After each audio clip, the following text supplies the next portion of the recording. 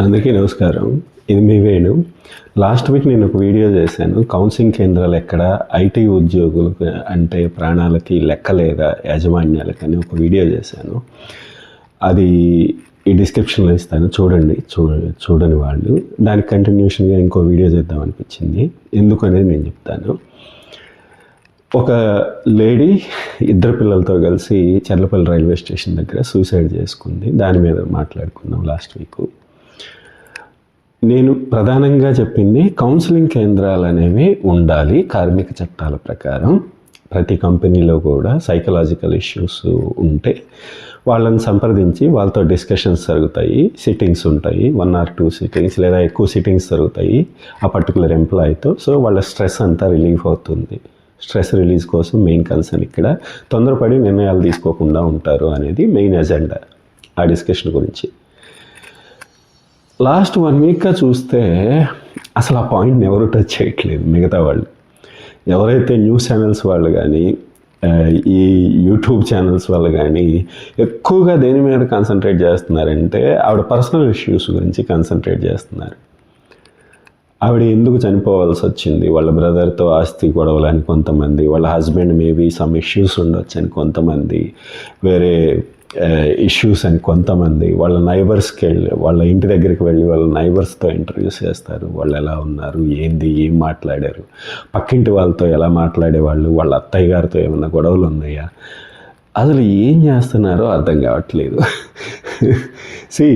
ఒక ప్రాబ్లం వచ్చినప్పుడు అలాంటి ప్రాబ్లము ఇంకోసారి జరగకుండా చూస్తే దాని రూట్ కాజ్ ఏంటి అనేది అనాలిసిస్ అనేది వదిలిపడేసి వీళ్ళ వ్యూస్ కోసం వీళ్ళ ఛానల్ ఎక్కువ మంది చూడాలి అనే ఒక్క ఇది తప్పక అక్కడ ఇలాంటివి మళ్ళీ జరగకుండా నివారిద్దాము అనే ఇదే కనపడట్లేదు ఈ న్యూస్ ఛానల్స్ వాళ్ళు చేసే హడావుడి చూస్తుంటే.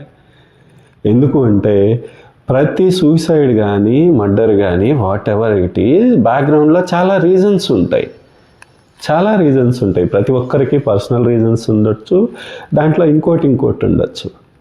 ఆ రీజన్స్ అన్నీ చూసుకోవాల్సిన వాళ్ళు వేరే వాళ్ళు ఉన్నారు. పోలీస్ డిపార్ట్మెంట్ కానివ్వండి, ఇంకొక డిపార్ట్మెంట్ కానివ్వండి, వాళ్ళు దాన్ని వెరిఫై చేస్తారు. దానికి సంబంధించిన యాక్షన్స్ అనేవి వాళ్ళు తీసుకుంటారు. మీరు చేసేది ఏంటి అక్కడికి వెళ్ళి మీరు మళ్ళీ గెలకటం ఎందుకు? వీటన్నిటి గురించి పోలీసు వాళ్ళు యాక్షన్ తీసుకుంటారు. దాని గురించిన ఇన్వెస్టిగేషన్ అంతా వాళ్ళు చేస్తారు. ఇంకొకటి నేను ఎందుకు ఈ వీడియో చేస్తున్నానంటే రూట్ కాజ్ ఏంటి అనేది పక్కన పెడితే అసలు ఇలాంటి నిర్ణయాలు తీసుకోకుండా నివారించగలిగితేనే కదా ఇంకొకరు చనిపోకుండా ఉంటారు. అది వదిలేస్తున్నాం మనం. నేను కౌన్సిలింగ్ కేంద్రాలు అని చెప్పింది అందుకే. ఇంకొక సాఫ్ట్వేర్ ఇంజనీరే ఇంకొక అతను సూసైడ్ చేసుకున్నాడు ఈలోపు 2 రోజుల క్రితం కూకట్పల్లిలో. రీసెంట్గా మ్యారేజ్ అయింది తనకు కూడా. ఎందుకు అంటే ఇనిషియల్ ఇన్వెస్టిగేషన్లో స్ట్రెస్ వల్ల మేబీ అని చెప్తున్నారు. వాట్ ఎవర్ ద రీజన్ ఇంకొక అతను చనిపోయాడు. మేబీ మన యూట్యూబ్ వాళ్ళు పడి అతనికి వారికి ఏదో గొడవలు అని చెప్పొచ్చు, ఇంకోటి అని చెప్పొచ్చు. నేను పేర్లు చెప్పదలుచుకోవట్లేదు ఇక్కడ. వ్యక్తిగతంగా మనం వాళ్ళని గౌరవించాలి. సో నేను పేర్లు అయితే చెప్పదలుచుకోవట్లేదు ఇక్కడ. ఇవన్నీ కాదు కదా, ప్రతి ఒక్కరికి ఇష్యూస్ ఉంటాయి. ఇష్యూస్ లేని మనిషి అంటూ ఉండడు. ఇష్యూస్ ఉన్నాయి కదా అని చెప్పి సూసైడ్ చేసుకోవడమే తప్పు. దాన్ని నివారించే మార్గాలు ఏముంటాయి మనకి? ఒకటి, వాళ్ళు అంత తొందరపాటు నిర్ణయాలు తీసుకోకుండా ఉండాలి అంటే వాళ్ళతో మాట్లాడాలి ఫస్ట్. అసలు అవే మనం కౌన్సిలింగ్ సెంటర్స్ అంటున్నాం. వాళ్ళ దగ్గరికి వెళ్ళే సిచ్యువేషన్స్ ఉండాలి. ఎంప్లాయీస్ అనే వాళ్ళకి ఎక్కువగా ఎంప్లాయీసే చేసుకుంటున్నారు ఇలాంటివన్నీ. సో కార్మిక చట్టాల ప్రకారం ప్రతి కంపెనీలో ఇవి ఉండాలి, ఉంటాయి కూడా, ఆన్ పేపర్లో ఉంటాయి. అవి ఎంప్లాయీస్కి దగ్గరగా తీసుకెళ్ళాలి. ఇలాంటి సెంటర్స్ ఉంటాయి. మీకు ఏదైనా మానసికమైన సమస్యలు వచ్చి ప్రెజర్లో ఉన్నప్పుడు మీరు వాళ్ళని సంప్రదించండి, ఈ నెంబర్కి డయల్ చేయండి, కంపెనీ వాళ్ళకి కాంటాక్ట్ అవుతారు మిమ్మల్ని అనే సదుపాయం కల్పించాలి అని మనం ఎక్కువ మాట్లాడితే ఇంకొక ఆత్మహత్యని నివారించగలుగుతాం. అంతే కదా. ఇప్పుడు తొందరపాటు నిర్ణయాలు ఇవన్నీ కూడా, సూసైడ్స్ అన్నీ కూడా ఎక్కువ భాగం ఆ నిర్ణయం తీసుకోకుండా ఆపగలగాలి వాళ్ళని. అంటే కౌన్సిలింగ్ కేంద్రాలు ఎక్కువ సంఖ్యలో ఉండాలి అండ్ ఉద్యోగస్తులకి దగ్గరగా ఉండాలి. అవి అంటే వాళ్ళకి తెలిసి ఉండాలి, ఇలా కాంటాక్ట్ అవ్వాలి, ఇలా మనం రిక్వెస్ట్ రైస్ చేయాలి, వాళ్ళని మనల్ని కాంటాక్ట్ అవుతారు, సమ్ కౌన్సిలింగ్ సజెస్ట్ చేస్తారు. సో ఇమీడియట్ సడన్ నిర్ణయాలు తీసుకోకుండా ఉంటారు. ఈ విషయాన్ని వదిలేసి ఈ యూట్యూబ్ ఛానల్స్ కానీ న్యూస్ ఛానల్స్ కానీ అస్సలు వీళ్ళు ఏం చేస్తున్నారో అర్థం కావట్లేదు. ఎంతసేపటికి న్యూస్ కోసం పాకులాడి పక్కింటి వాళ్ళని వెనకింటి వాళ్ళని పోలీసులు చేయాల్సిన పని వీళ్ళు చేస్తున్నారు. అనవసరమైన ఎంక్వైరీలన్నీ చేస్తున్నారు. పోలీసులు చేయాల్సిన పని పోలీసులు చేస్తారు. ఒకవేళ వాళ్ళు చెయ్యకపోతే మీరు చెప్పండి, ఈ ఏరియాలో మీరు ఇన్వెస్టిగేషన్ చేయలేదు అని. అంతేగాని వాళ్ళు ఒక పక్క ఇన్వెస్టిగేషన్ చేస్తున్నారు ఆల్రెడీ.